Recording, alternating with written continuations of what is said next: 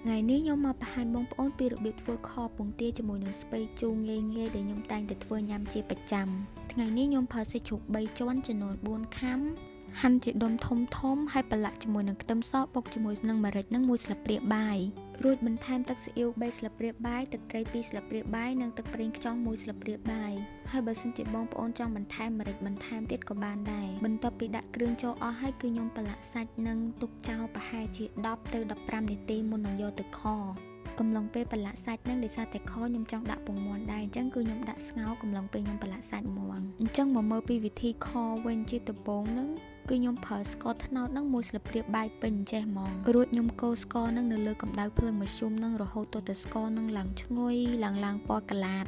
ទើបខ្ញុំដាក់ខ្ទឹមសច្រាំប្រហែលជា1ឬ2ស្លាបព្រាបាយចូលរួចខ្ញុំប្រើប្រេងឆានឹង1ស្លាបព្រាបាយដើម្បីឲ្យកូរទៅខ្ទឹមនឹងឈ្ងុយជាងមុនបន្ទាប់ពីកូរបានបន្តិចហើយគឺខ្ញុំដាក់ឈើអែមចូលបើសិនជាមានដាក់ទៅបើបងប្អូនអត់មានទេមិនបាច់ដាក់ក៏បានដែរ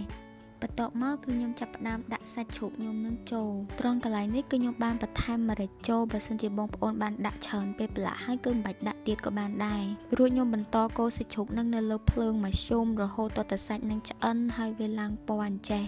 បើសិនជាយើងកូរតែមួយផ្លែតហើយចាក់ទឹករងាស់ហ្មងវាអត់បានពណ៌ស្អាតទេអញ្ចឹងពេលដែលសាច់ឡើងពណ៌ប៉ុណ្នេះហើយគឺខ្ញុំចាប់ផ្ដើមចាក់ពងមាន់ចូលចាក់ទឹកប្រហែលជាកន្លះលីត្រជាងចូលរួចខ្ញុំដាក់រងាស់នៅលើភ្លើងមធ្យមនឹងប្រហែលជា35នាទី